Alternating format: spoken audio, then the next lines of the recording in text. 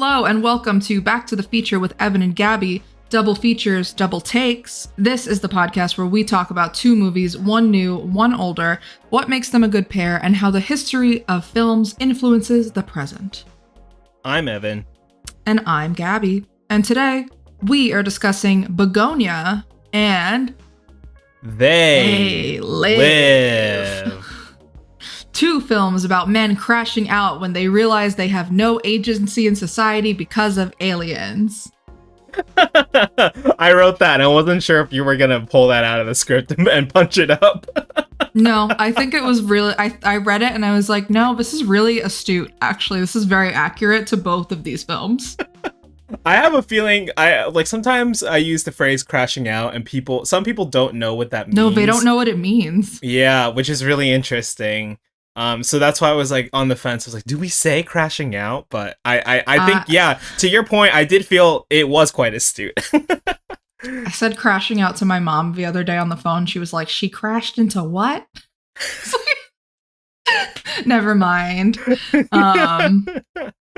But no, very astute. The aliens have been among us apparently since at least 1988 because John Carpenter, he knew. Mm-hmm. He knows. He'd been knowing. Yeah. I'm really surprised at how kind of prescient the They Live is. We'll get into some of those kind of like maybe more modern details or like modern reflections when we get to the movie. But boy, what a fun pairing between these two. Yeah, a lot of overlap and also just the evolution of the aliens among us genre is very interesting to track between these two. Yeah, 100%. All right, well, before we get into those movies, let's talk about some movie news that we wanted to highlight over the past week. First of all, it's been announced that Kill Bill, The Whole Bloody Affair, will be coming to theaters. This is Kill Bill Volume 1 and 2 cut together into one 4-hour film with an intermission. It's 281 minutes, and yeah, this has been screening in some theaters around Los Angeles for a while, but it looks like on December 5th this is going to go nationwide in major markets in North America, so probably theaters in Canada and Mexico perhaps even as well. There will be some specialty screenings in 35mm and 70mm according to Variety. As someone who has been slowly filling in some Quentin Tarantino blind spots, I think this is the last major one. Really? So you haven't seen either Kill Bill, Volume 1 or 2? One of my college roommates was showing me Volume 1, but we started too late at night, which is a perfect recipe for me to fall asleep. Yeah. No matter, I was telling Gabby and I saw a movie together recently, and I was explaining that I very easily can fall asleep anywhere if it's a dark room. Doesn't matter how loud it is, has no reflection to do with the movie content itself. My brain, sometimes when the lights are dim, it's very easy to fall asleep. So I'm excited. I really want to check this out. I had missed those screenings in LA, so I'm excited for this to come back to theaters again. I'm eagerly setting some calendar events to make sure I check for tickets around that time. Well, I'm excited for you to see it. I've seen both several times, but not all together. I'm not sure if this entices me to sit through a 4-hour movie. I think my limit is Killers of the Flower Moon. Like that 3-hour, 40-minute was just about my limit in a theater where I was like, okay, it's time to go. But how familiar are you with the Quentin Tarantino only making 10 movies lore? Yeah, I'm pretty familiar with it. Got it. So for anyone who isn't, Quentin Tarantino is determined to only make 10 films throughout his career. For those not keeping track at home, he is currently on 9. Once Upon a Time in Hollywood was his 9th feature film, but that is counting Kill Bill Volume 1 and 2 as 2 separate movies. Do you think he's trying to backtrack and make this into one movie? Because he has made comments before, but he considers Kill Bill to be one, like Volumes 1 and 2 to be one text. Oh, interesting. Do you think he's backtracking? To give himself more movies to make? Yeah. Wow.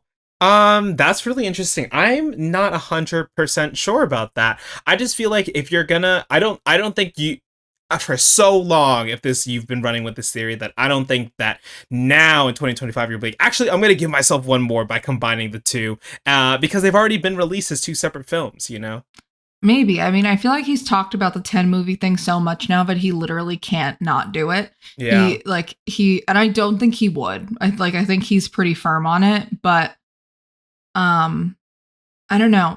Some part of me thinks he's a little bit, this is just my personal theory, is that so many people loved Once Upon a Time in Hollywood, and it was such a beautiful like love letter to Los Angeles and like the time that was in Los Angeles and what it has become now, and to Hollywood, movie stars, movie making. I think a lot of people remarked that maybe that should have been number 10. Yeah. And I agree. I think that should have been number 10 if he had it in him. But now I feel like he's psyching himself out over what number 10 should be, because he had a movie in development as early as this year and he pulled it. He pulled the whole thing. And I'm like, is he psyching himself out because it's number 10? Yeah, I think so. I mean, like, I think that movie was ready to go. I even think my friend was like crude on it. I don't know if I'm like technically no, it was fully ready to go. It was ready to go. Tom Cruise was going to be in it. Brad Pitt was going to be in it. Yeah, it was going to be a big deal. It was called The Movie Critic, and now it's just like, no.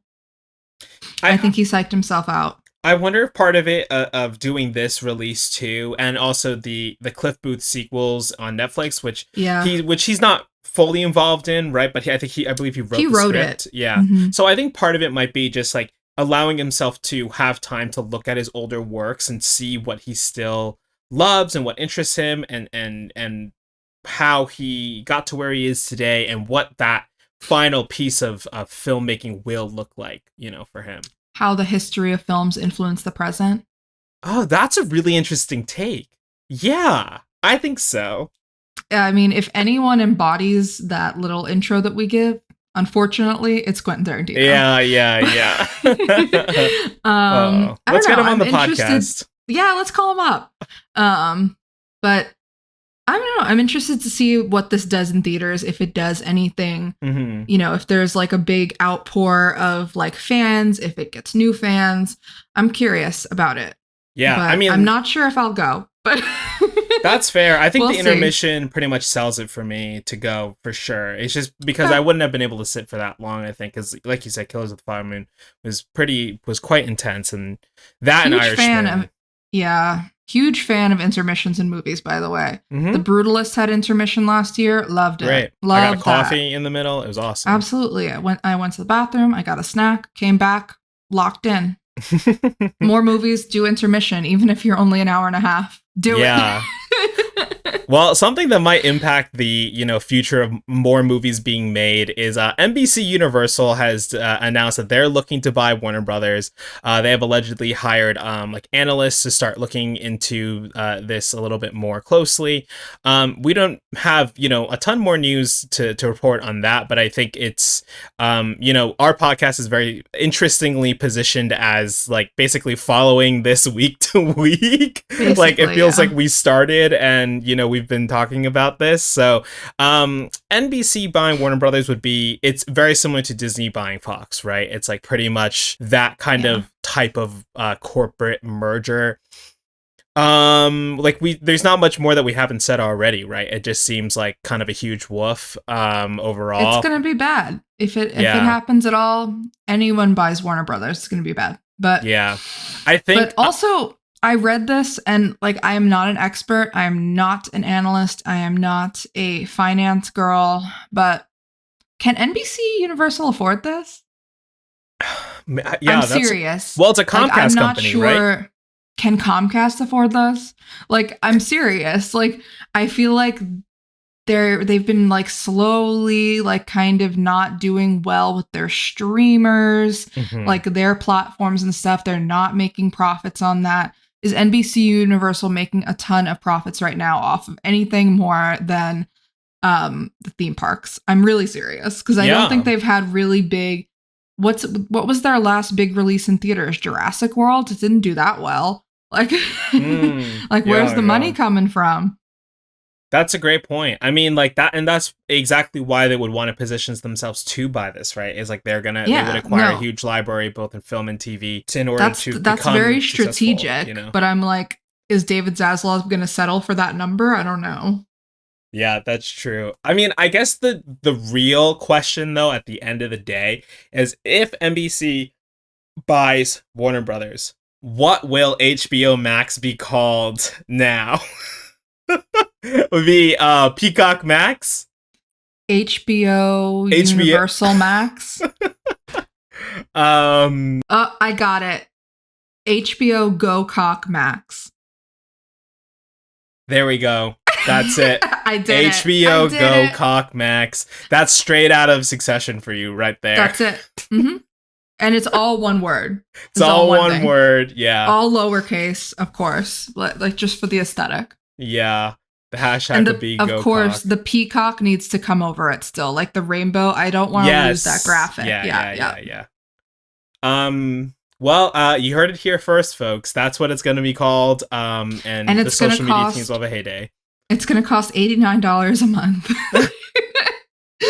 Which, if you're wondering if that's the same as cable, yeah, pretty much. Pretty much. Oh, God. All right. Well, Gabby, tell me about this Timothée Chalamet interview that dropped this week. Okay. I need the people to know that I put this in the outline because Evan was unaware of it. And I feel like this interview really ruffled some feathers this week. At least in my feed. Don't know what your algorithm is feeding you, Evan, but mine is Timothée Chalamet in Vogue doing a long form interview to promote Marty Supreme, which comes out next month. Very exciting.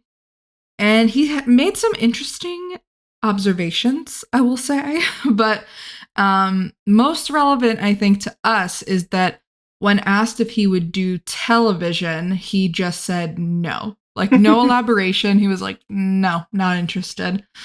And it reminded me of, like kind of the Leonardo DiCaprio mold, like where he is one of him and I guess Tom Cruise are like some of the last holdouts that have not done a single television program in this prestige TV era.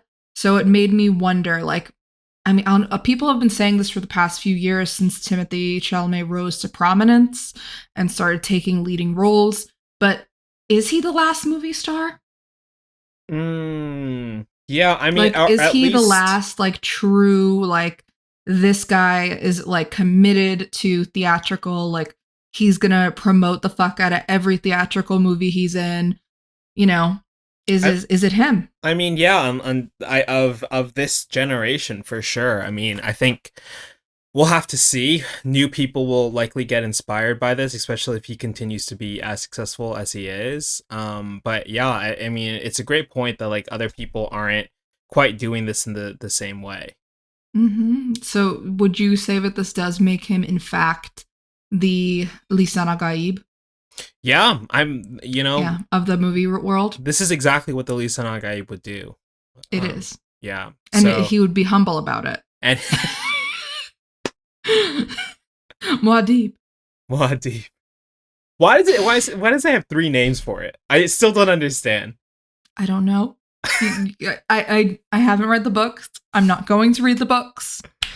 I enjoy the film. Yeah, I enjoy. I'm excited for I'm excited for Dune Messiah, but I don't think that's what they're calling it anymore. Oh yeah, I think I read that they changed the name of it, but the third book or the second book, I guess, is called Dune Messiah. Right? Is it just Dune, but the E is a 3? I hope so. I hope that was the change. If not, they slept. They slept on that opportunity. That would have been great marketing.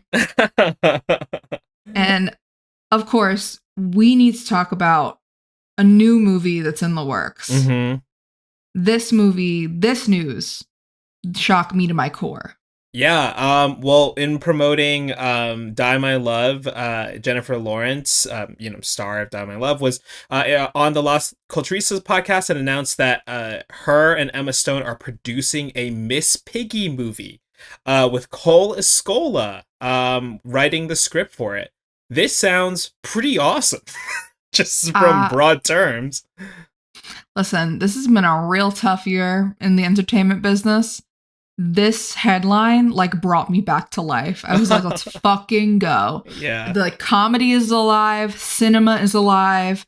Like, we just need like 2 massive megawatt stars to produce a Miss Piggy movie with like a Tony Award winning writer at the helm. Yeah. Yep, that's what we need. I'm sure this is bound to be fun. I hope this isn't one of those things that just like kind of dies on the vine, you know? Like I really hope they push forward with this. It better not. It better not. My well-being may be depending on this movie. But also I read someplace, I don't remember the source, but that it is about Miss Piggy getting canceled. Oh, that's fun. And I want it. I want it right now. How do we fast track it? Bob Iger, we got your next hit on the phone. Take the phone. I mean, let's go. Get Jennifer Coolidge to voice Miss Piggy. It's all set. Yeah. It's all set to go. Yeah. Wow. So we'll definitely be keeping our eyes on that one. Hopefully this is something that comes out, end of next year? Middle 2027? Yeah. Is this Barbie in 2027? Is the Miss Piggy movie? Oh my God. Make it happen. I feel like it could be. I feel like that's going to be like the big, like, oh, is this female-driven IP going to break $1 billion? Even $500 million at the box office? What will we do? That's going to be every headline in 2027. Yeah. This movie was not successful because it cost $75 million to make and made $60 million in 2 weeks. Disney crashed and burned over this. Emma Stone's company no longer producing. Woof. I hope that's not the case. They're doing interesting things. Well, speaking of interesting things, let's talk about some trailers and some potential trailer news. There's a lot of rumors / tentative confirmations that the first Avengers Doomsday trailer will be airing in front of Avatar Fire and Ash this December. This was reported by Collider, citing multiple sources confirmed this for them. I mean, after Fantastic Four, it's there've been some TV shows from Marvel, but it's been kind of quiet for them. So I'm really curious what the whole deal with this is going to be. I believe this past weekend, that was the original release date for this movie. So that's true. Yeah. Do you think that it's possible that we get in front of Avatar Fire and Ash the first Doomsday trailer, the Supergirl trailer, and the Odyssey trailer? Oh my God. That makes going to Fire and Ash worth it on its own. Worth it. Right? Worth it immediately. The first trailers for all 3 of those things, I mean... That would be insane. James Cameron is going to the Russo brothers. He's going to James Gunn. He's going to Christopher Nolan. He's saying, please put your trailers in front of my movie because I'm not sure who's coming out for this one. It hasn't been long enough for us to forget about Way of Water. It just hasn't, Big Jim. It hasn't. We'll see. I'm at least going to be seated for Avatar Fire and Ash, if not for this podcast, but also just for those trailers. I'm excited. Yeah, and I mean, also playing in that trailer package will more than likely be the trailer that came out this week for the upcoming musical biopic of Michael Jackson called Michael, which features Michael Jackson's nephew playing Michael. That's right, yes. And Miles Teller playing his lawyer, I believe, and he looks insane in a wig that truly looks ridiculous. Are we just doomed to a life of musical biopic after musical biopic? Will there be a lesson learned from like Deliver Me From Nowhere and the Whitney Houston one that came out a couple years ago that nobody saw? God, that's like right. There's like for every Bohemian Rhapsody and every what was the Bob Dylan one? A Complete Unknown. Yeah.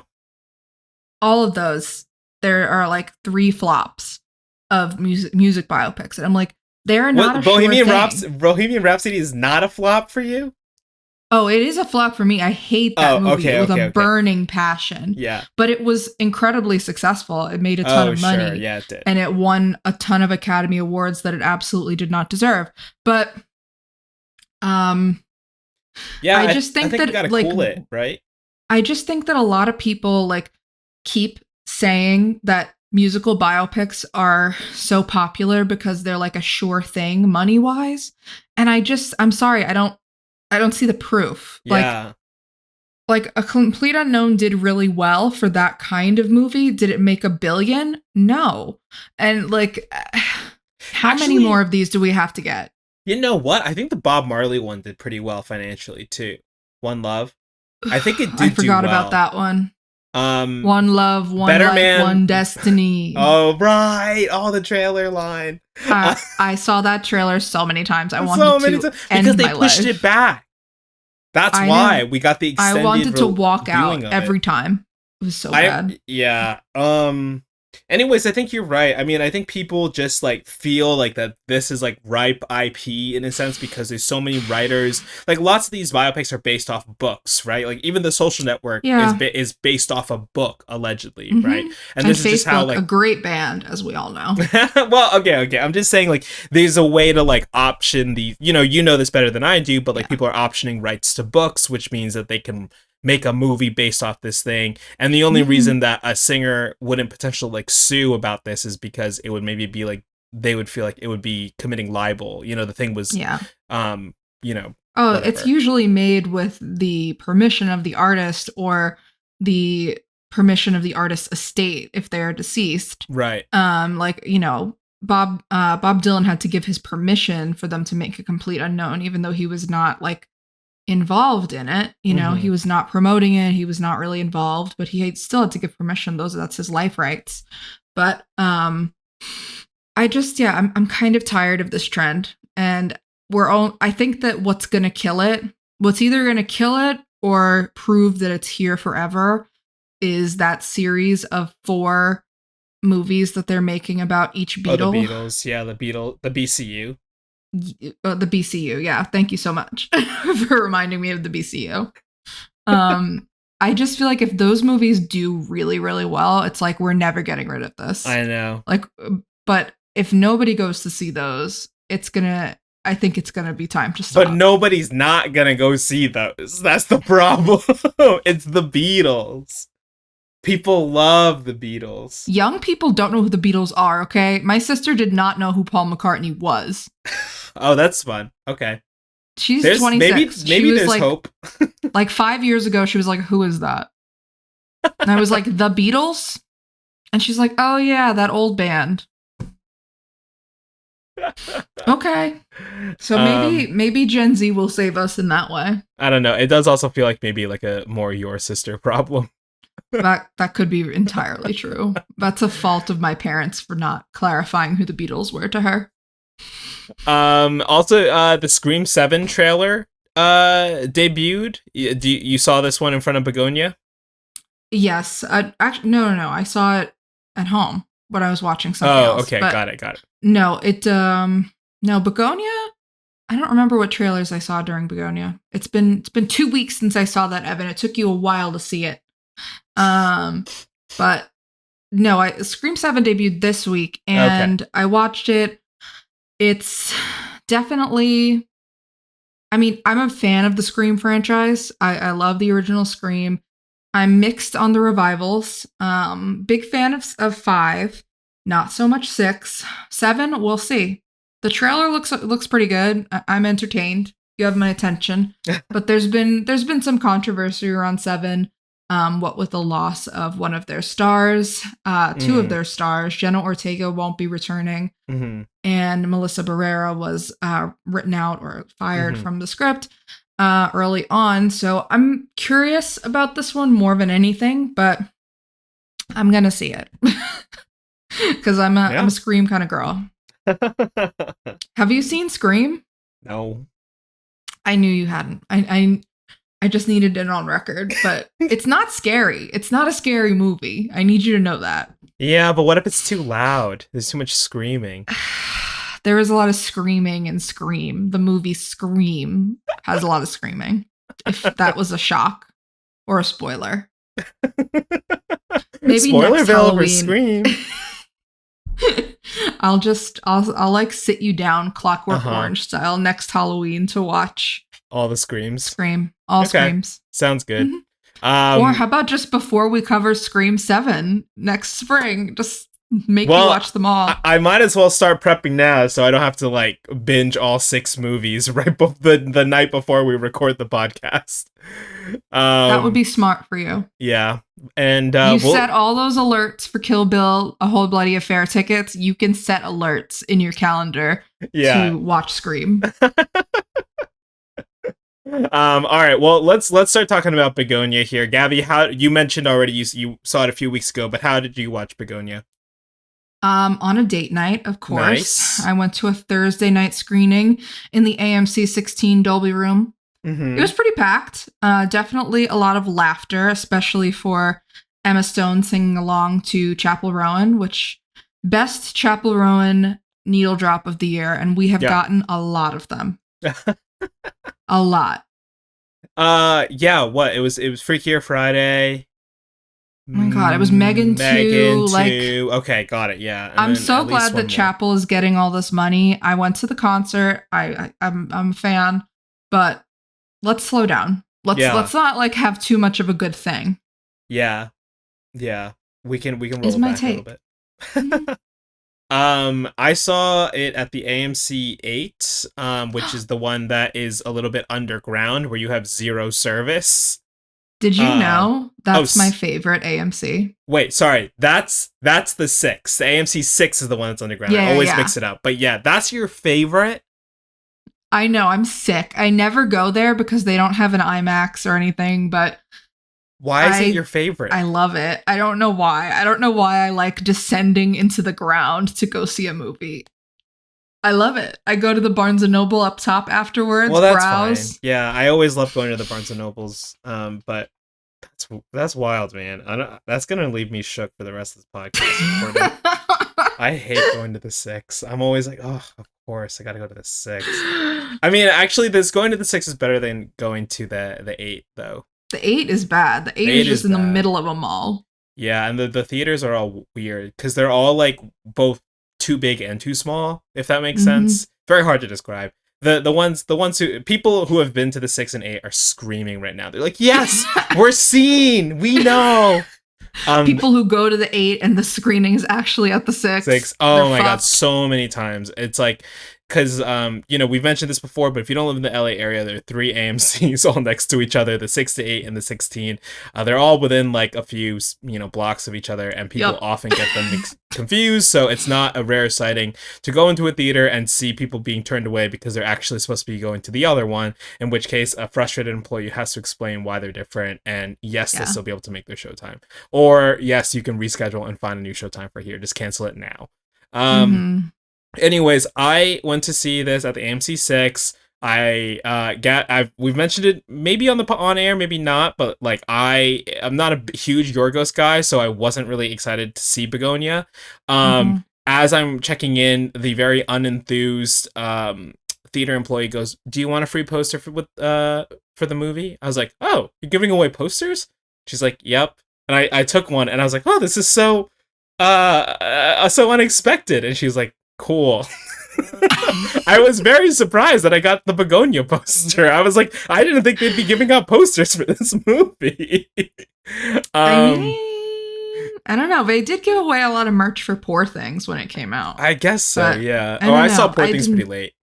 But you saw Begonia pretty late, and you still got a poster. I know. They're probably trying to get rid of all this stuff. Anyways, Probably. all that to say, I was in there, pretty packed screening for seeing it quote unquote late, and I was in one of those specific situations where I had booked a single seat next to 2 people, so I was like, okay, I'm probably with a couple or at least people who are there together, right? And Right. there was a seat open when I booked it, and then I think there was another 2-seater. They had left 2 spaces in between. So I was Got like, it. "Oh, sorry, I want to sit more center and I'm by myself. It's fine." So I sat in there, and then classically that last seat got filled up. This dude walked in. So just me and this dude, right, who are in between people who are there together, right? And this Hmm. guy seemingly having a pretty good time during this movie. Um, we'll get into what happens in the movie later on, but the last hour or so is pretty enthralling. There's a particular moment where one character has a very strong monologue towards another one, and in that moment, that guy walked out, and he never came back.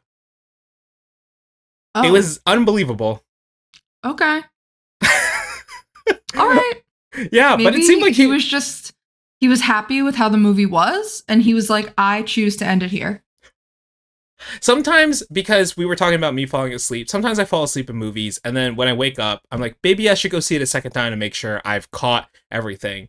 And then if I'm okay, then I'll walk out. I've never gone and walked out of a movie, right? If I've fallen asleep or needed to see a movie for a second time to see something specifically, I've watched the whole thing. So I'm choosing to leave. Maybe he saw the movie and fell asleep. And it was like, I want to make sure I saw the parts I missed. It's very generous of you, as usual, Evan. I just try to give him the benefit of the doubt. He seemed to like the movie, you know? And before we dive into Bugonia, do you care to tell the listeners what happened to you during this screening of Bugonia? Yeah, I fell asleep. Yep, that's right. Okay. I believe we confirmed about 5 minutes. He didn't miss anything too important. Yeah, it was very, very minor. And I remember as it was happening, I was like, no, I bought a soda so I wouldn't fall asleep. And then I fell asleep. But no, I mean, I caught all the big beats, and we'll talk about our feelings about the movie as we get into it.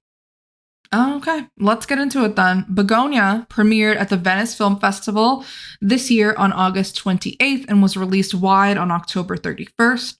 On October 20th in Los Angeles, there was a free preview screening where people could get in if they were bald or willing to be shaved by an on-site barber. And Evan neglected to go to that screening, even though I urged him to. I don't know. Would I look? I mean, we've got a background on right now. I'm not sure if I would look good bald, to be honest. I feel like it wouldn't impact you that much because you always wear hats. I always wear hats on the podcast because I don't want to do my hair, you know? But okay. Well, I just see you in a hat a lot, so I feel like it wouldn't even impact you. Yeah, Me, true. I have a lot of hair. And this would take a long time to grow back. My hair grows incredibly slow.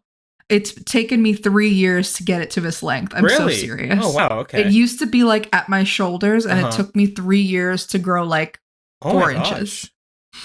What? Yeah. We're thriving, though. Yeah. Hey, incredible stuff. This film was directed by Yorgos Lanthimos, written by Will Tracy, whose previous credits include The Menu and Succession. Original screenplay by South Korean filmmaker Jang Joon-han, as this movie is a remake of his 2003 film Save the Green Planet. There are lots of credited producers on this film, but notably Ari Aster and Lars Knudsen with their production company Square Peg, and Emma Stone and her production company Fruit Tree Enterprises. This movie stars Emma Stone, Jesse Plemons, Aidan Delbis, Stavros Halkias, and Alicia Silverstone. Evan, what is the 2-sentence plot summary of this movie? If you had to sum it up. It could also be 1 sentence, but I'm being generous and giving you 2. Yes. So if you're unaware of what Bugonia is about a man named Teddy and his reluctant cousin, Don, or Donnie, as they kidnap Michelle Fuller, played by Emma Stone, who's the CEO of a pharmaceutical company, because the two men believe that she is an alien sent to destroy humanity and their planet overall. So yeah, Jesse Plemons and his cousin, or in the movie, his cousin, they try to kidnap Emma Stone, or rather successfully do, if that's a spoiler. They successfully kidnap Emma Stone. Yeah, if you've seen the trailer, you understand that is what happens, and they kind of try to figure out, is she an alien? Because they believe it, but they need confirmation. Teddy believes. He believes with his full heart that she is an alien. It's his cousin Don who is a little more reluctant. Don is portrayed as perhaps neurodivergent and needs everything to kind of be broken down beat by beat by Teddy as to why they're doing this. You know, how does this prove that she's an alien, etc.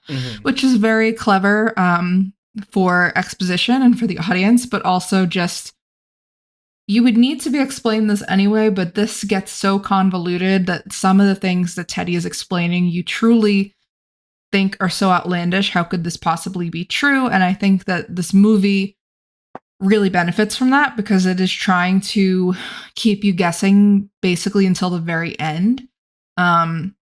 at least for the first two acts. And I think it pretty successfully does that, in part because of this clever act of exposition, where Teddy's like, why do we need to rub her in calamine lotion? Or Donnie asked that, right? Yeah. Don, is like, why do we have to rub her in calamine lotion before we stick her in the basement? Like, I would love to know that too. Why do we have to shave her head? Like all of these things are great questions, Don. So what did you think of Bugonia broadly? Yeah, I mean, as not a huge Yorgos fan, I actually was surprised at how much I like this. I'm very eager to watch the original film now, Save the Green Planet. I know there were some changes, but I haven't looked into everything beat by beat because I just kind of want to take that film for what it is. I think the performances in this are incredible. I think Emma Stone, Jesse Plemons, and Aidan Delbus, who plays Don, they are that we spend so much time with the three of them, and it honestly feels like this is one of the movies where I can point to where like an actor disappears into that role, right? I think Jesse Plemons is so good consistently, but this role is just so good.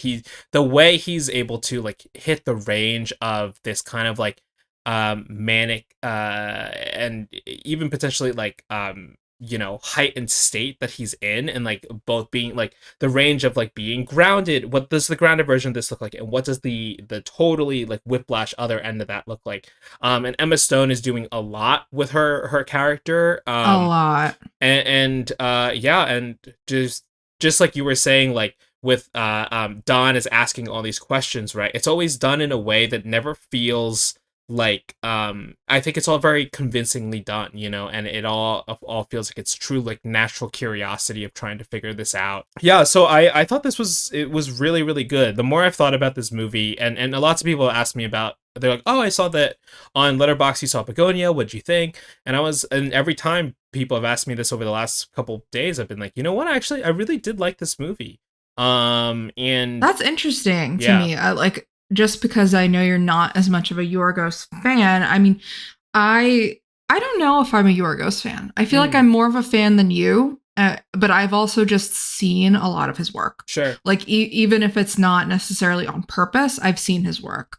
Like, the first time I saw Dogtooth, it was not on purpose. It was against my will. But I do think that that's how you're supposed to see Dogtooth, is against your will. I love The Favorite. I think The Favorite is top tier period piece movie for me. I really wanted to love Poor Things more than I did. I loved Emma Stone's performance. I loved the elements of it. Yeah, I love like the visual world, right? But the rest, it doesn't quite. All of it together just didn't quite hang for me. It just didn't quite come together. But I love pieces of that movie. And consistently, I love Emma Stone in his movies. And he is really great. I think sometimes people bristle at when actors and directors work so consistently together. It's like, okay, can you can you do something else, work with somebody else? But I think that Yorgos gets a different, and this is a credit to him as a director and her as an actor, is that I think that they get something different out of each role. Like, it's not like she's playing the same role 3 times. Like, he's not typecasting her. He's giving her more to do and a different version to play, different facets of characters in every script, every role.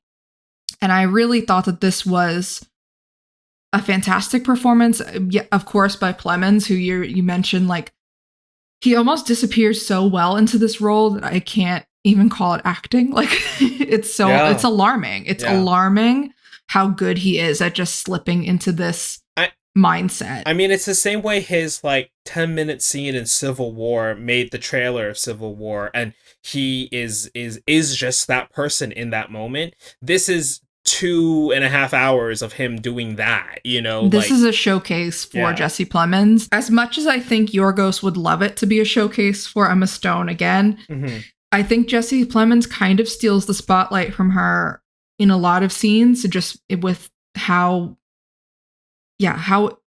embedded this character seems to be in his psyche while he's playing this, which, if you see this movie, is really scary, to have that voice in your head. But Emma Stone, I do appreciate that this movie let her go bigger than like comedically bigger and bolder than her other roles kind of have with Yorgos. Interesting. Okay. Like I felt like this was maybe it's just because it's a more contemporary performance. Her performances in The Favorite and Poor Things are period pieces. You know, they're not contemporary, and this is by all visual indicators a contemporary film. The first contemporary film that Yorgos has done in a hot minute. So I wonder if that has something to do with it. Yeah, I think that this is a big performance for her in a comedic way, maybe because it is contemporary set and because that character feels so rooted in where we're living right now. She's very girl boss. She's very, CEO coded. Yeah, I mean, I just want to jump back to what you said about like her, like the two of them working together, right? I've only seen Poor Things. I haven't seen The Favorite, but it's really interesting to track like where she started in her career, right? She was in Superbad, and then Easy A, and then Crazy Stupid Love, right? Just like trying to pull on these hits, La La Land, right? Now she gets to play these like very weird characters, right? Or characters in very weird worlds, and to be an actor who has had a very successful career and now choose to do something very different and feel safe and comfortable doing that with a director like this, I think is a really special relationship, and it's something that should be celebrated in the sense that like they get that they want to do these very interesting things together, and kind of craft totally what agree. that arc and path looks like, right?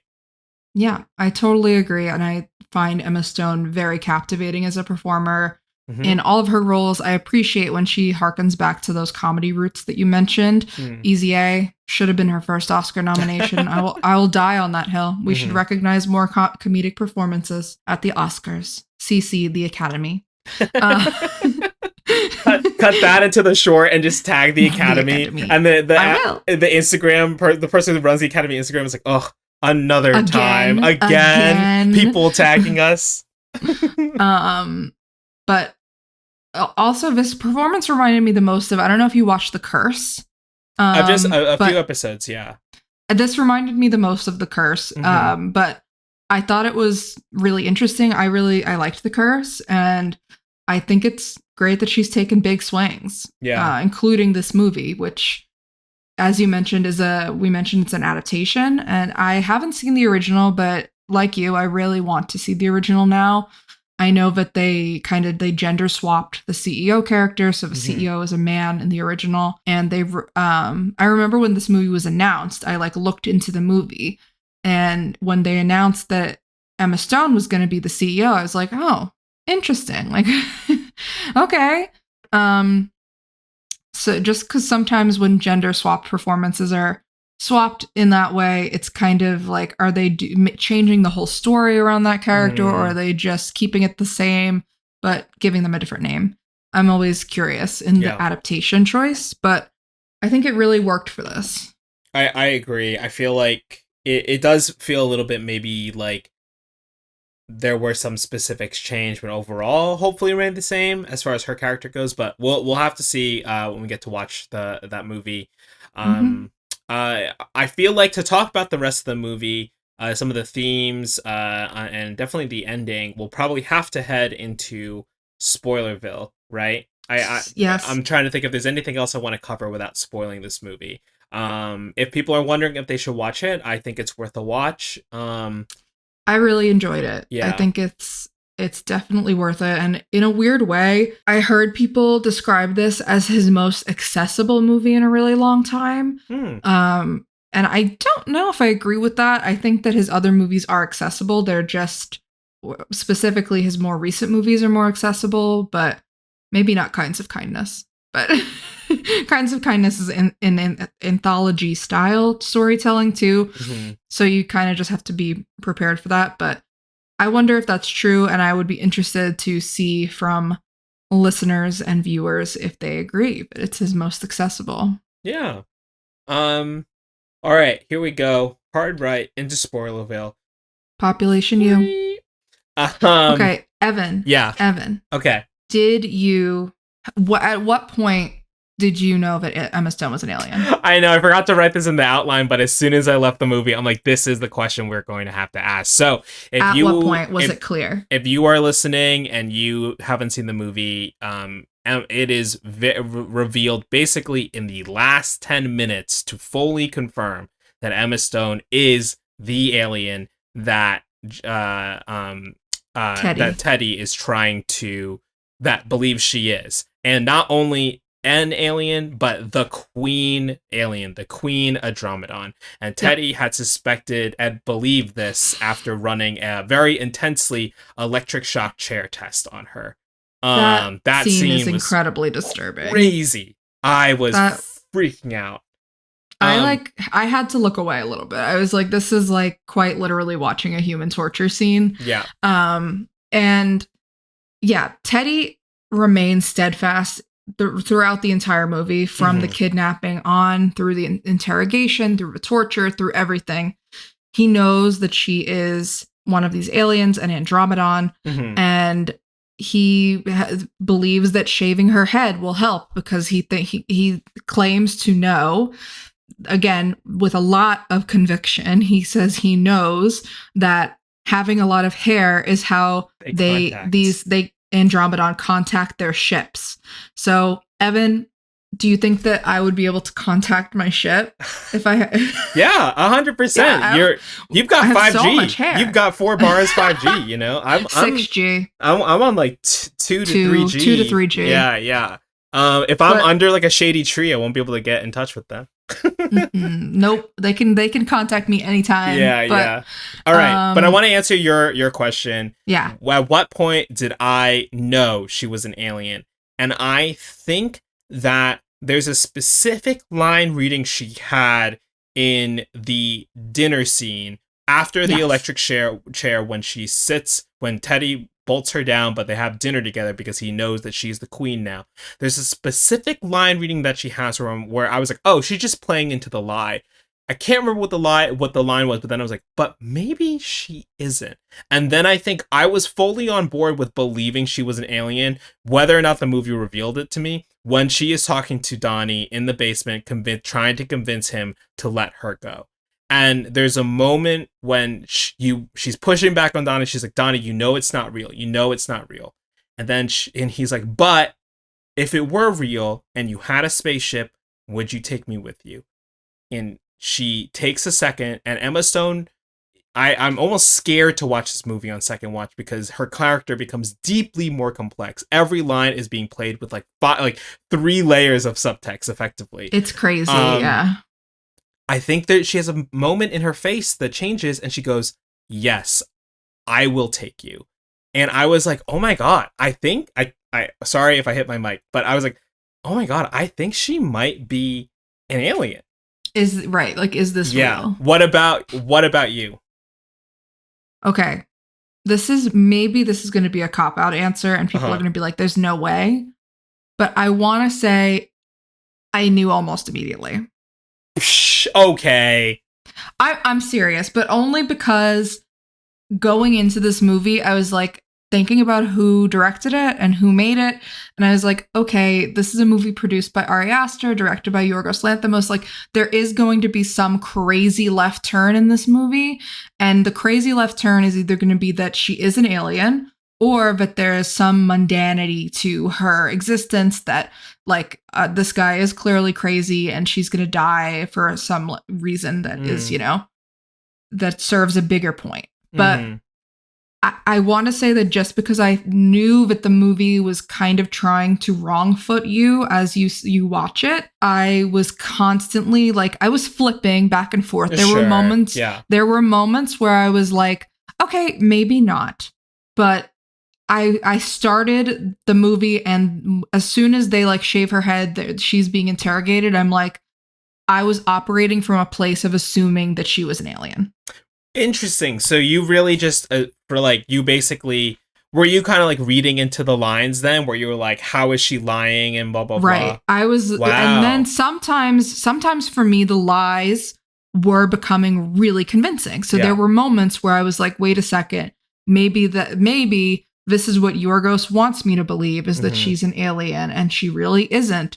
Like the scene, that dinner table scene that's behind me, I think was, I'm really interested to go back and watch specifically that scene. For me, that was like the scene of the movie. And they're sitting across from each other across this long table, or at least the camera makes it seem like it's a really long table. They're talking, and Teddy is asking all these questions about her, where she comes from, and why she's here, and like what, like, you know, kind of like what is the purpose. And she is kind of bullshitting him, but with just enough detail that I'm like, okay, I think this could still be real, but also it seems like she's playing him.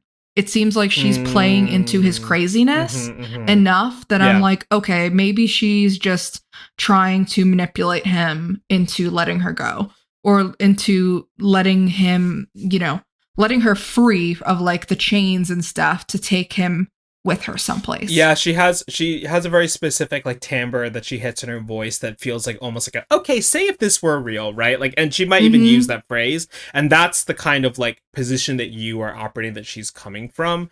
So when it gets revealed later on, you're like, oh my god, like to watch this movie a second time must truly be to be like, to just see those nuances and changes of like of how, you know, what in her kind of, you know, the potential playbook of all right, so you've been caught by a human that you're an Andromedon, what do? You know, like the levels of that, especially when she is allegedly the queen. I feel like the antifreeze thing is what, when I was like, nah, she's not an alien, when she was like, I keep the solution to curing your mom in a bottle of antifreeze, you know. That moment, I was also like, she's bullshitting him. Yeah, like, yeah. But that moment comes after a very pivotal point in the movie. Before I get there, I want to say that the last thing at the dinner scene is when she eviscerates him, and she like basically says, you know, because I'm a winner and you're a loser. That's not the exact dialogue, but she says it in such a way that he jumps on the table and crawls at her across the table and attacks her. And I just want to say that I was personally blown away by that scene, by that shot, by the physicality of Jesse Plemons' performance in that moment. I loved it. Yeah, no, it was great. And it kicks the movie into a different kind of energy too, because now there is like an actual animosity between the two of them. And that animosity just continues to grow. But the scene that we're alluding to later on is when, tragically, after Teddy has died, Donnie has died. Sorry, Donnie. You mentioned the scene earlier where he's trying to talk to Michelle about maybe taking him with her, like if it's real. And that scene is just so heartbreaking. Yeah. When you know what's coming, like it's really heart-wrenching. The actor Aiden Delbus does an amazing job at just really tugging the tear ducts. Because once you realize, like it happens in the span of like, you know, nanoseconds in your head. Once he you realize that what he's gonna do, what he's asking about, you know, and you're realizing the subtext of everything he's been saying, and like what's he actually asking. You're like, oh no, absolute brute. I mean, I think everyone in the theater flinched when you know, reveal Donnie shoots himself in the head with like a rifle, just like through the chin, and the blood goes everywhere, sprays all over Michelle.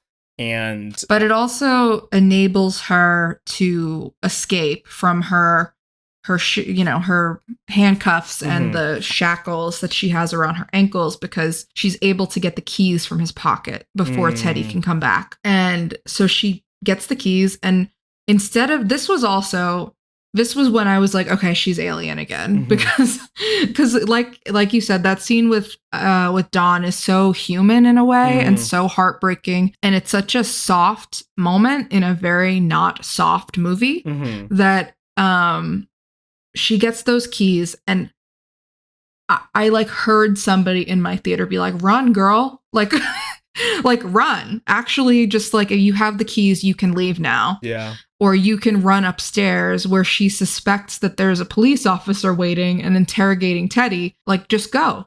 End of movie. But no, she finds a secret, like, room in the basement where Teddy has all of his Andromedon research. And this room is terrifying. Yeah. There are, like, pickled body parts and heads, and just, like, he has dissected other people / aliens before. And Emma Stone, like, she is just looking at everything in this room in that performance with such fascination and disgust. Like, it's really, and in that moment I was like, she alien. Yeah. And I was like, okay, she's not running, she's an alien. Because any human woman would be like, okay, bye, peace out, I'm getting out of here. And then there's full confirmation later, basically, when they re-meet in the basement, and she says how many of them were Andromedon.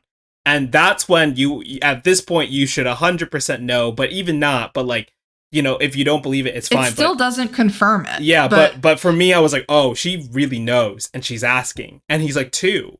And because, you know, he's playing it. But he killed like 9 people. Yeah, he killed like 9 people. Oh God. And that monologue is when the person sitting next to me walked out, right? When she's destroying Teddy, explaining the Andromedon saga, what they've been doing, what they're trying to do now. They're trying to save humans from themselves by changing their body chemistry, right? And that's what's happening with his mom.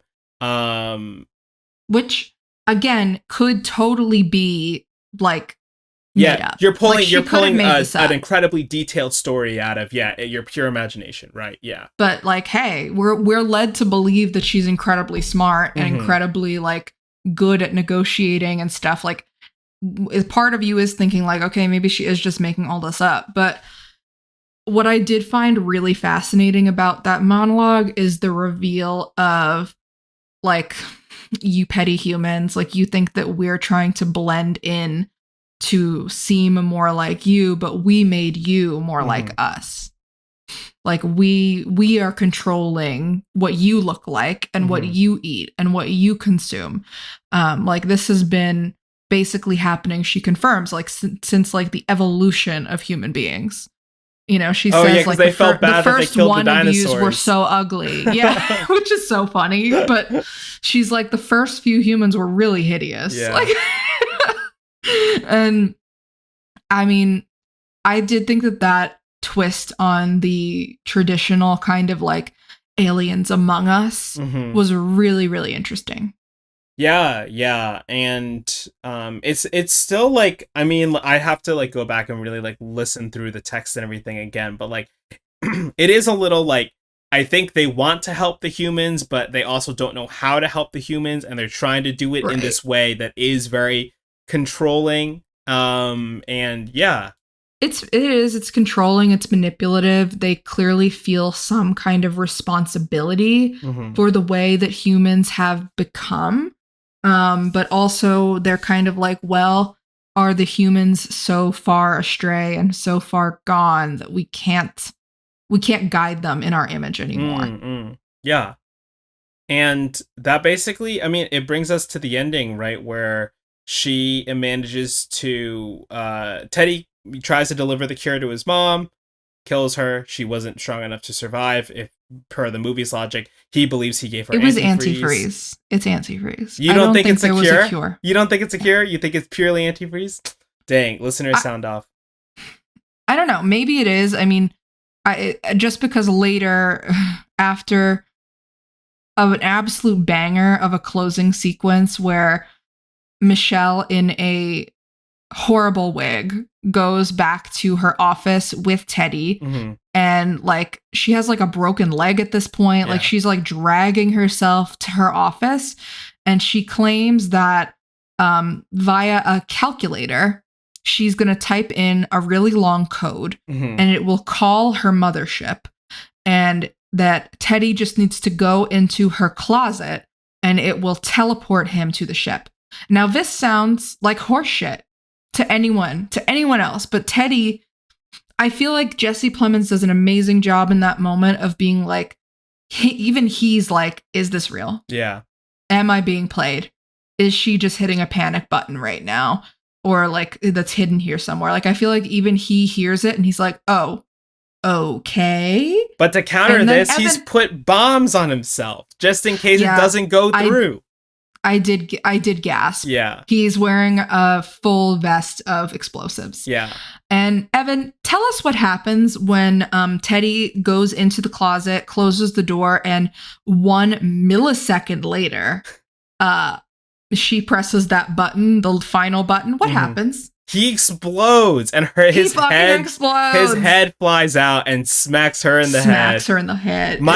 It's crazy. The paramedics tell her that this is very common with home explosives, that body heat will trigger an explosion like this. But do you think that she caused the explosion? Do you think that she was trying to remember the alternative code? Oh, no, I actually don't think that she did. My reading of it was, okay, so she wakes up in the ambulance, right? And then she's basically like they have her rigged up to like oxygen stuff, and she's like, I'm good actually.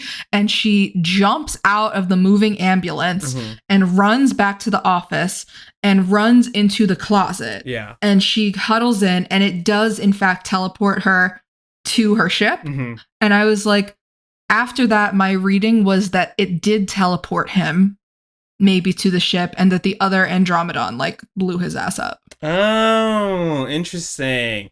That was my reading, was that, okay, he did get to go aboard the mothership like he wanted, and they blew him up. Interesting. But I think it's open to interpretation. Yeah, because like she takes so long with the calculator, and part of it is because you don't know at this point that she's an alien, right? You think she's stalling for time, she's waiting for the rest of her office to come in and help her.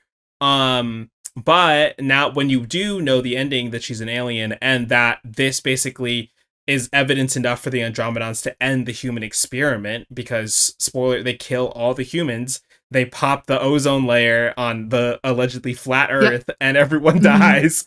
I was like wondering if she was just like, okay, there's one part of me is like, maybe she caused the explosion because there's an alternative code, blah blah blah. But part of me was like, what if she did send him to the Andromedon ship, and he was able to just like suicide bomb the whole thing, and then she wouldn't have to worry about this plan anymore. Like maybe she had her own agenda with the humans, right? But we don't really explore that deep, because when she is on the ship and her council, they decide to end the humans, and we get this 5-minute scene, music playing, and everyone just dead all over the world. I thought it was a very except the animals, for the bees. Except for the bees. The bees and the animals. They're living. Alive. Yeah, just humans. And I mean, that was Teddy's biggest, like his concern, his red flag was that the bees were dying. Oh, the colony collapse. That's right. Oh my God.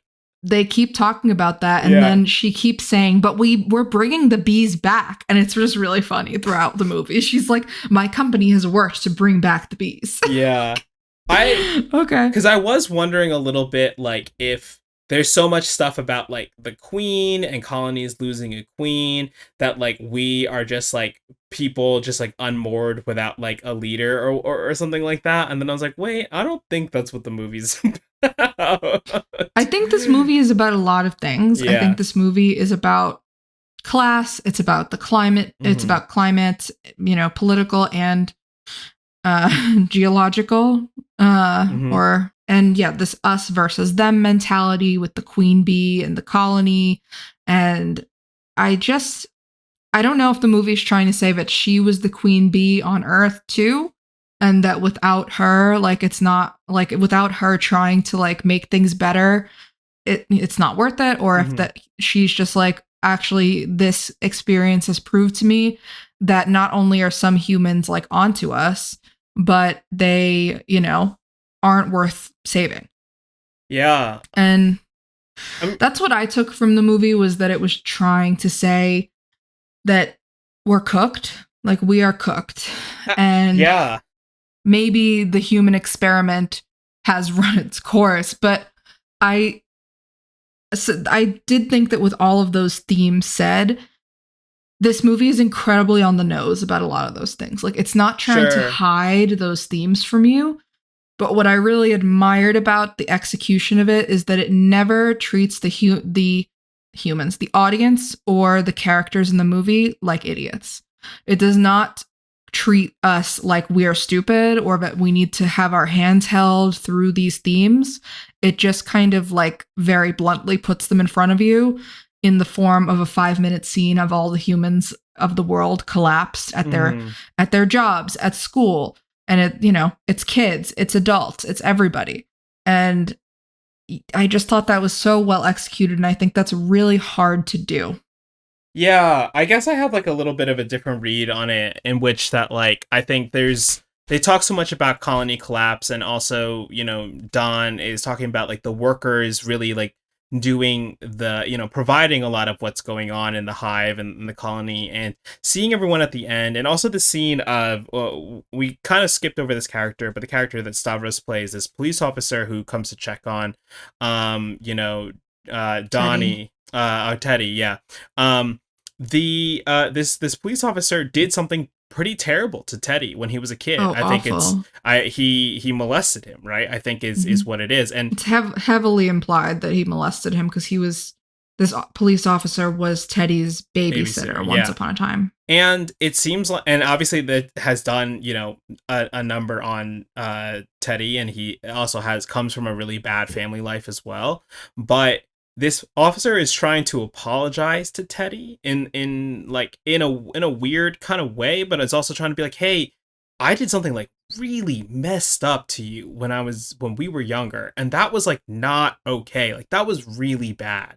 And I want to make sure you're okay, and I think about you because and then seeing everyone dead, and then just like I was just like, man, I wonder if like part of the takeaway of this is just like needing to just like reach out to people, and like needing to like I don't know, like being able to like talk to people and just like work, because if we don't like talk to each other like in general, like it's all bad, like that's how we actually get cooked, if the power is just left to the leaders who have their own agendas. You're such a sweet boy, Evan. I mean, I know that's... I think you're too good you're like too good-natured for Yorgos Lanthimos movies. I mean, I know it is very nihilistic, right? So I just pose this to say that it's like an alternative on what is going on, because I do agree that with everything that you said, and as well as just like, yeah, like we can't save ourselves from ourselves because we are contributing to this... we're terrible to each other. We are we leave people on the fringes of society, and it festers. We leave people in mountains of medical debt. Like and if the only course of action, killing the planet, if the only course of action is to just be inherently selfish, and then maybe that's it. Maybe it's done, right? But on the flip side of that is maybe this other more positive and hopeful message. I posit, but I do recognize that it is delusional in a certain sense. I think you should email I'm not saying this is his email, but I think you should just email that to yorgos.lanthimos@gmail.com and see if anything happens. Maybe I'll open an IMDb Pro and contact his agent. just yeah. Hey, we just had a different read on Bugonia. Want to know Yorgos' thoughts? Here's our podcast.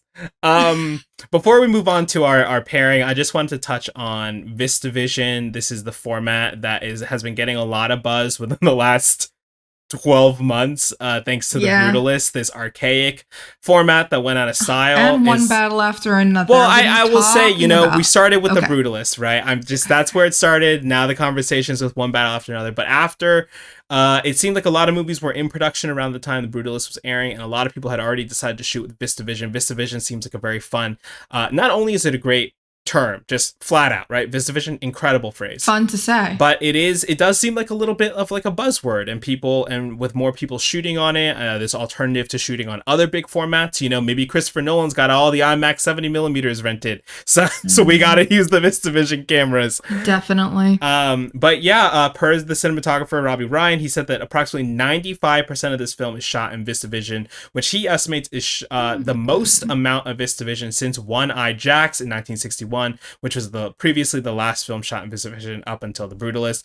Even One Battle After Another, only like 80 to 90% allegedly was shot in VistaVision. So this movie does look very unique. Obviously, Yorgos, just even I think having seen Poor Things, really is a fan of these lenses that offer a lot of kind of like distortion and bloom at the edges behind the characters. And huge those are fisheye fan. Yorgos and huge fisheye on the as fisheye well. lens. Yeah, I feel like no that's fisheye in this movie though. really no just fisheye displayed in Begonia. this scene right here. The guess, first yeah. scene when they're trying to capture her. But yeah, so I thought it was cool. I thought the movie did look kind of unique. Like those scenes in the basement have a different quality to them than other movies we've seen in the past. Like I can almost picture how bad that movie would look if it was just made for Netflix, to be honest. It could have been so flat. Yeah. Like without a like somebody like really envisioning these spaces. Again, these like very normal spaces, like, you know, realistic spaces. I feel like it would have just been flat and not had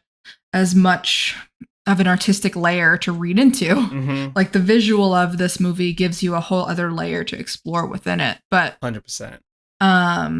But that's really interesting. I did want to mention also on the craft side that we mentioned that this movie was written by Will Tracy, who co-wrote The Menu, a movie that Evan hates and that I think is okay. Do you remember what movie the other co-writer wrote this year, Evan? The other co-writer of The Menu. What else? What did they write? The other co-writer of The Menu. That's right. Yes, the other co-writer of The Menu. His name is Seth Reese. What did Seth Reese write? We covered it on the podcast. Trick question. We did cover it on the podcast technically, but this episode has been lost to time. Evan didn't like how it sounded, so the public... It's gonna come out as a bonus episode. It was the Kogonada's film, Big Bold Beautiful Journey. Big Bold Beautiful That's Journey. Right. Oh my goodness. A movie that, spoiler, you'll have to listen to the bonus episode. Yeah. Is not as well written as Bugonia. So don't know what caused that split in the writers. I don't know if they'll write together again. I don't know if they're like an established team, but very interesting to see the different projects that they have both gone on to do in the same year following their success with The Menu. Yeah, definitely. Interesting. Well, this movie posits that aliens are among us, and another movie that does the same thing is They Live. We're going to talk about some of the connections with that film, our kind of like first viewings of this film in a very long time, and more. And we'll be right back. And we're back in black and white here with some special guests behind Gabby if you're watching on the video feed. These are my friends. This is who I hang out with when I'm not hanging out with Evan. These guys right here. Did they give you a watch? Not yet. They said I have to earn it. I don't know what that means. You got to sell out a little bit. You have to obey, conform, consume. Yes, there we go. Reproduce, buy, eat. Yeah. All right. So the movie we are pairing Bugonia with is They Live, a classic John Carpenter film. This was released November 4th, 1988. Again, written and directed by John Carpenter. John Carpenter wrote this under the pseudonym Frank Armitage, which is the name of one of the characters in the film. Produced by Larry Franco. This movie stars Roddy Piper, Keith David, Meg Foster, Raymond St. Jacques, George Buckflower, and Peter Jason. Box office bet. So They Live made $13.4 million at the box office against its budget of $3 million. Not too shabby, Mr. Carpenter. But Bugonia so far has made $9 million domestic and $16 million worldwide. So half of its earnings so far is international market, which I think is kind of interesting for a film like Bugonia. I mean, Yorgos, obviously an international director, right? But still. And Emma Stone, a very, big star, maybe a wide appeal there. But yeah, I mean, I do think that Bugonia will make 13 million. Yeah, I think so. Especially with, it's only a few weeks into its run, maybe 2 to 3 weeks. And, there is a lot of awards buzz behind specifically the performances of Bugonia. I think that will safely take it over 13.4 million, but how much? I don't know. Yeah, we'll likely I don't know. get a re-release too around Oscars time, I imagine. I bet you Bugonia goes up for best adapted screenplay. Ooh, I mean that's kind of a crowded category this year, but we'll see. Yeah. Do you think Bugonia has much Oscars buzz as a best picture candidate? Potentially. Poor Things was nominated, right? Poor Things did like better than expected. I mean, I think the Academy just like is really in on Yorgos. But I wonder if they're really in on like period piece Yorgos and not contemporary Yorgos. Yeah. So I'm not sure, because Poor Things did really well below the line, like just with all the crafts.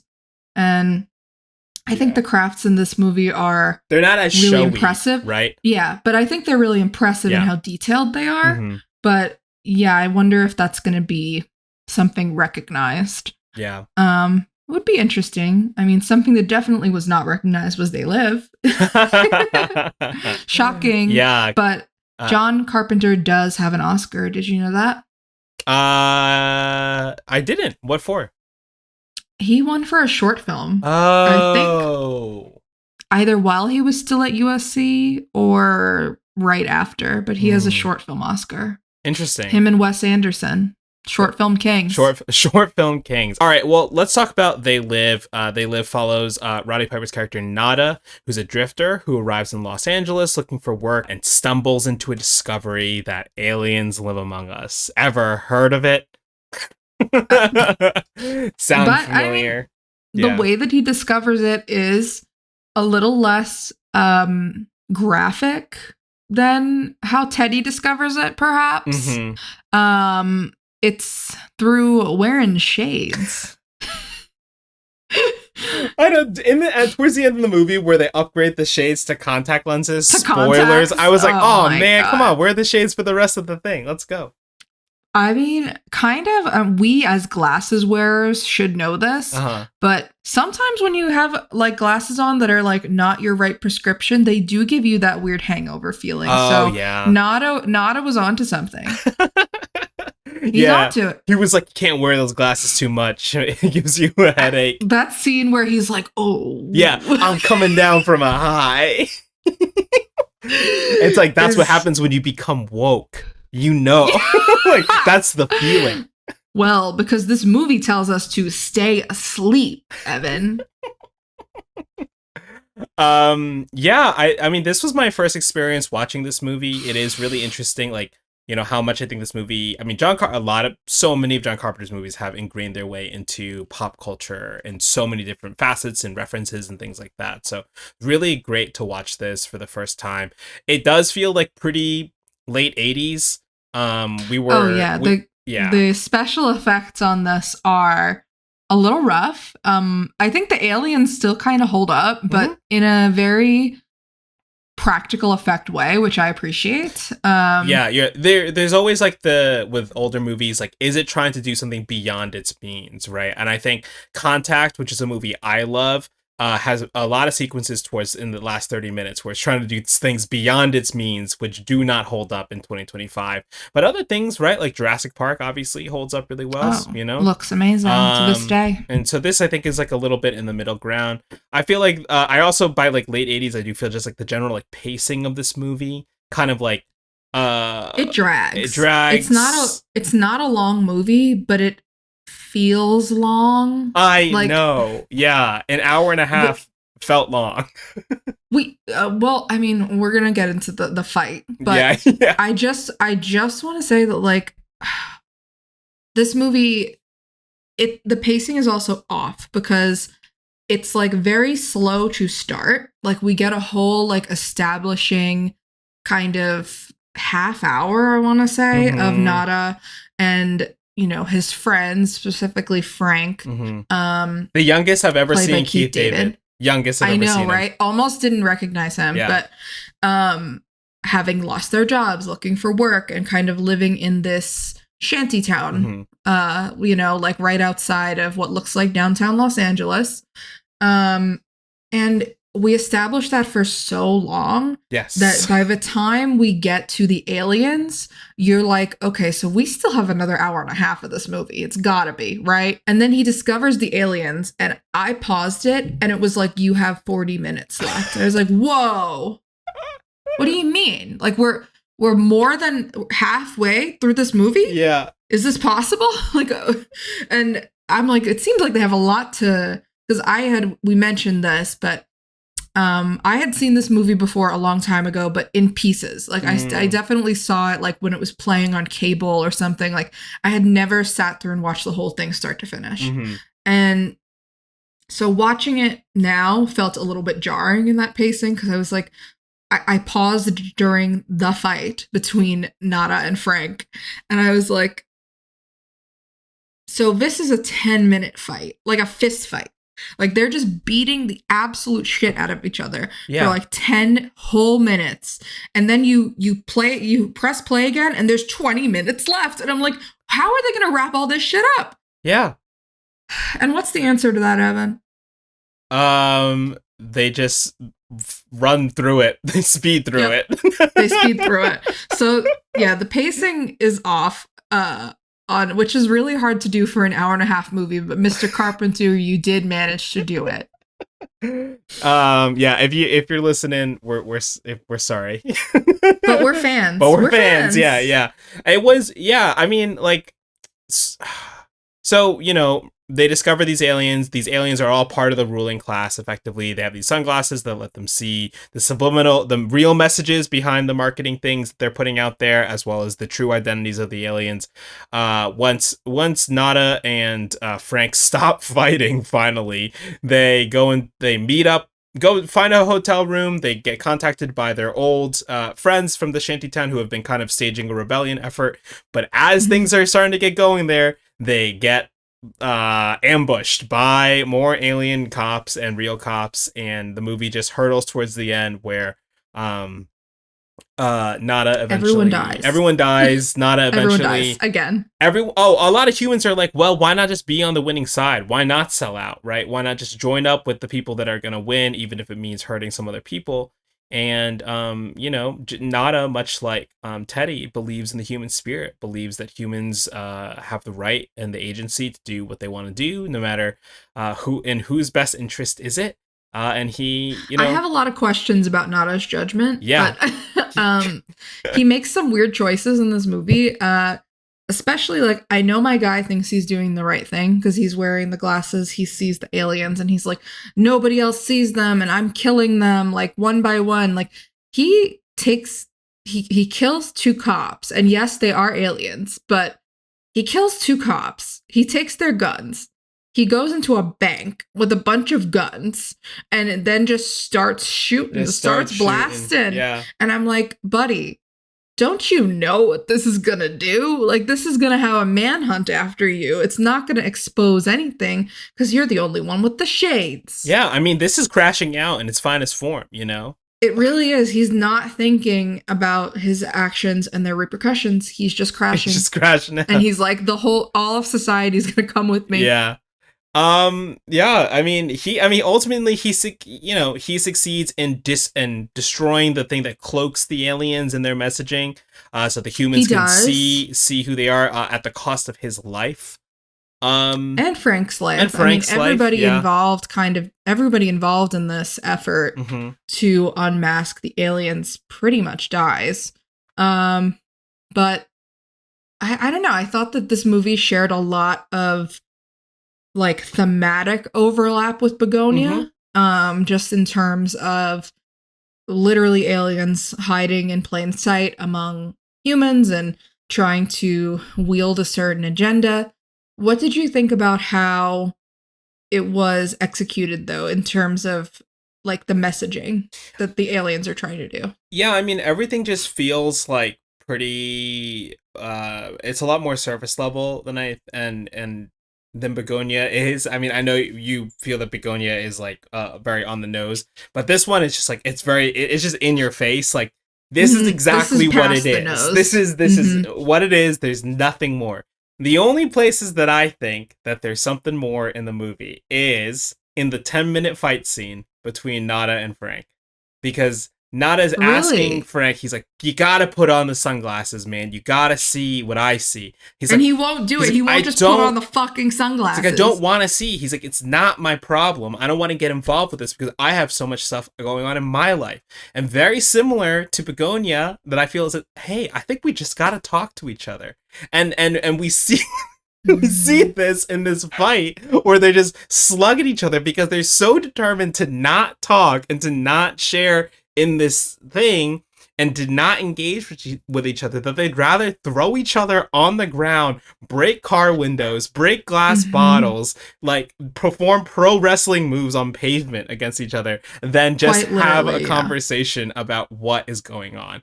And I think that is the only thing where it is like people, it's the human characters who have turned on the other people, right? It's like, it's so much easier to just get on board with the agenda of the people higher up, that like maybe it's easier to just forget about everyone else.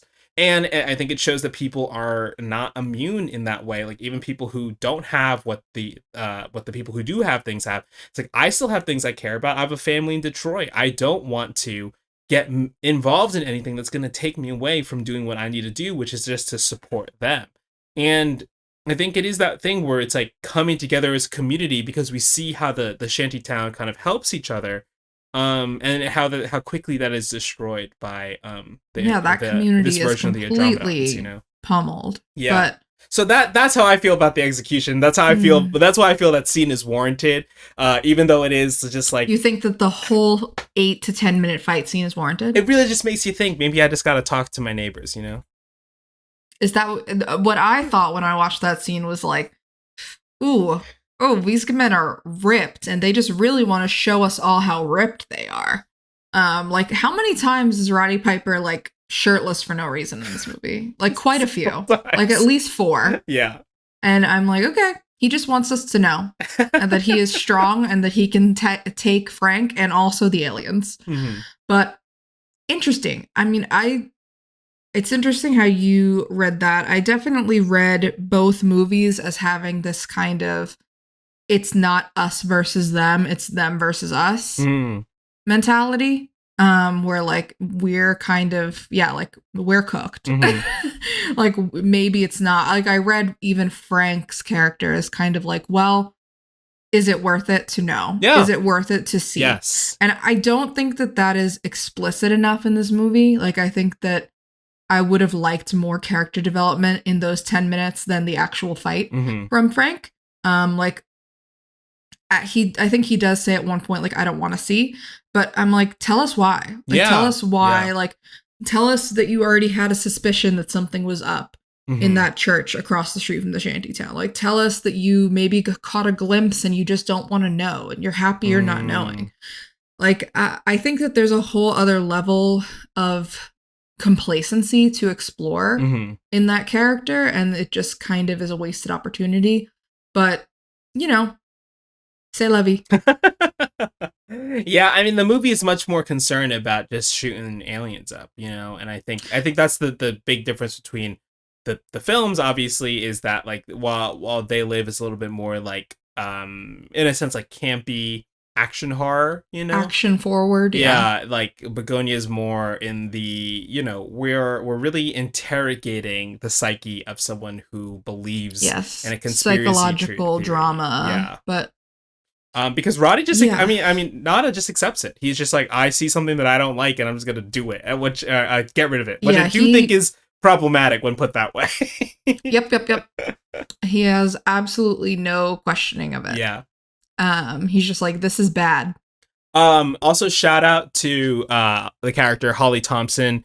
Even though she's portrays the humans, that is such a great fake out at her house when she drinks the wine, offers it to him, then smashes on him, shoves him out the window. He rolls down the hill. That's crazy. He like, and then just kind of gets up, like not a scratch. Yeah. He falls from this house. This house has to be like in the Hollywood Hills. Yeah. And she like pushes him to what should probably be his death, if not like maybe a broken leg or arm. He gets up and he just like kind of like drags his body for a few steps, and then he's like, I'm good. Yeah. I'm gonna go fight Frank. Exactly. Yeah, I'm gonna go fight Frank. I'm gonna go dumpster diving for another pair of sunglasses, and then I'm gonna go fight my best friend. But yeah, weird that the Holly Thompson character does betray the human race, I guess. Yeah. I mean, she had already been betraying in a certain sense. Like, we don't know what She the did. timeline was, but like, it is very likely that she was already in the know. Yeah. I'm just glad that they didn't like make out or something. Like, I thought it was gonna happen like Terminator, that like the sex scene in Terminator 1. I was like really ready for that. We don't need to revisit that. There's a reason why we covered Terminator 2. It was also pretty wild to hear the movie physically say by 2025, like the ruling class will be to total control or whatever it was. It was that was scary. Yeah. I almost paused it to take a picture. I was watching with subtitles, so I was like, "Oh, I just That's have where the we line." live now. Yeah. That's where we live, and 2025 is almost over, so it's not too late. For the proletariat to rise. Yeah. That's true. 6 more weeks left of this year. What do you think? Anything could happen. Anything could happen. Anything could happen. You're so right. That's your political slogan because you're running in 2028. Is that right? You're running on the Andromedon platform. The Andromedon Party? That's pretty good. The Andromedon Party? Yeah. Hey, who says no? The 2-party system is broken. We need a third. Andromedon. For a better tomorrow. Anything could happen. Ooh. And then we just really small writing, like 0.5 font, right? Consume, conform, buy, obey, watch television.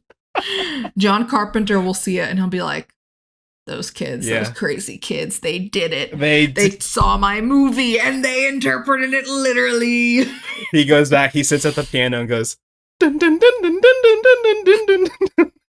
He co-wrote the music for this movie, and I mean, you can tell. Yeah. John Carpenter scores a lot of his own films, and he's very good at it, but you can tell when he does.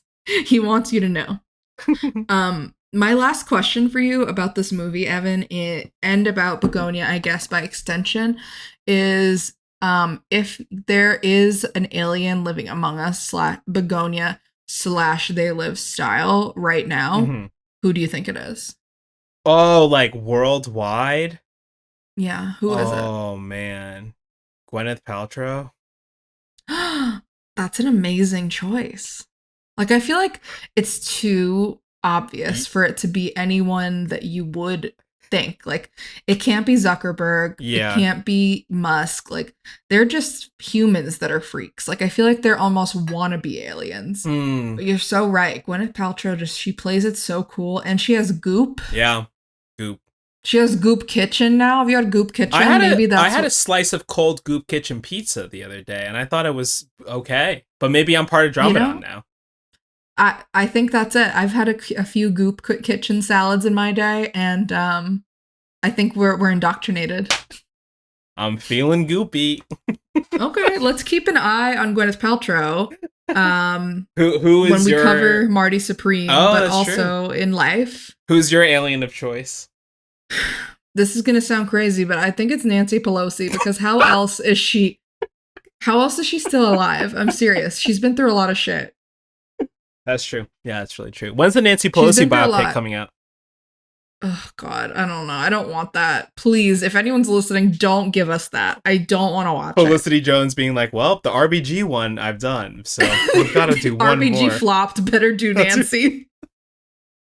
I want just a full movie about the decision to recreate, like, that one. Remember when they all wore like African? Oh yeah, and they took like, the knee. Yeah, and they took a knee. Yeah. I want a whole movie about the decision to recreate that. Yeah, it's that moment juxtaposed against when the person broke into her house. Yes, exactly. It's written by Aaron Sorkin. And it's absolutely insufferable. Yeah. Real stakes. Coming to theaters 2033. Hey, we heard it here first, folks. Circle back. Coming to HBO Go Max universe 2033. All right. Well, before we wrap it up here, any alternative pairings that came to mind? I think this was a pretty easy one. When I was asking Gabby, I was like, "What do you think?" And Gabby pretty clearly said, "They Live. Let's do it." You had another suggestion. My only other one was Invasion of the Body Snatchers. Yes, that's for the same reason. Either iteration, the older classic one or the newer one, I thought would have worked, but for similar reasons, where it's like an alien species in like taking over in a body horror type of way. But I thought that this one with the not so subliminal messaging was a little more in the Bugonia vein of what Bugonia is discussing versus what this movie is discussing. So yeah, we could have done Save the Green Planet. We still haven't really done like a one-to-one like that, I feel like, right? That's really true. Based on so we'll keep an eye out for opportunities like that. This one could have been really interesting with because it's so different, like, or it's because it's South Korean. That the difference in just the general, maybe the politics or just the world, and especially made in 2003 versus 2025, and again the changes to the CEO character. True. Also, and more importantly, what's the same? What's different. Exactly. What's the same? That's a great point. What has not changed? Another movie that just came to mind that we could have done, one of the we haven't really done like the movies that we could do as bits, like the bit movies we've been alternative pairings, but one of the bit movies, a classic one, Under the Silver Lake. That could have been actually a pretty decent pairing for this one, without spoiling Under the Silver Lake. Except for the fact that we both fucking hate that movie and don't want to watch it again.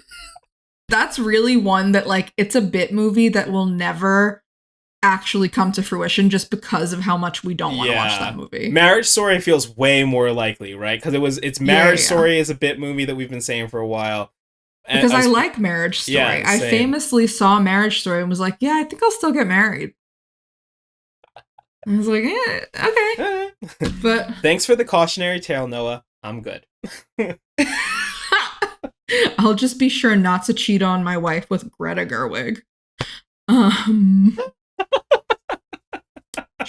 Shots fired. Hey, that's it for us today. If you're listening to us on audio, leave a review or a comment, and don't forget to check out the video versions of these on YouTube at Back to the Future Pod. You can see the black and white.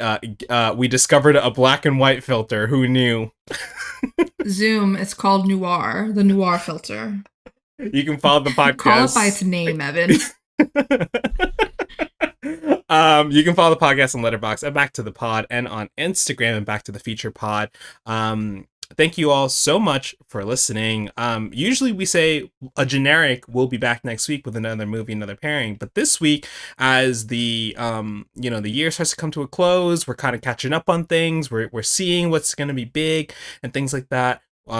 We are going to be covering the Netflix film Frankenstein, the Guillermo del Toro's Frankenstein on Netflix, now that it's publicly available on the streaming platform. Next week, we'll be pairing it with a classic film. I would say a classic, right? Would you say it's classic? A modern, maybe a modern classic, a modern monster classic. Definitely a modern monster classic. Yeah. Bram Stoker's Dracula, directed by Francis Ford Coppola himself, my megalopolis king, who is now selling his own personal jewelry to help pay for the debt that movie cost. I'm very excited to watch both these movies. I actually haven't. Bram Stoker's Dracula has shot up to the list because I've really wanted to watch that movie after, I think, I've heard it discussed or something like that. So I'm really excited to watch both these movies, and we're excited to come back next week with another episode. We'll be back covering another nearly 3-hour movie. Wait, no, I didn't know. Yeah, did you not know that? Frankenstein is like 240. Have fun. Oh man, I was gonna watch it tonight, but too late. Well, I'm crashing out about monsters now. We'll catch you next week. Thanks so much for listening. Bye.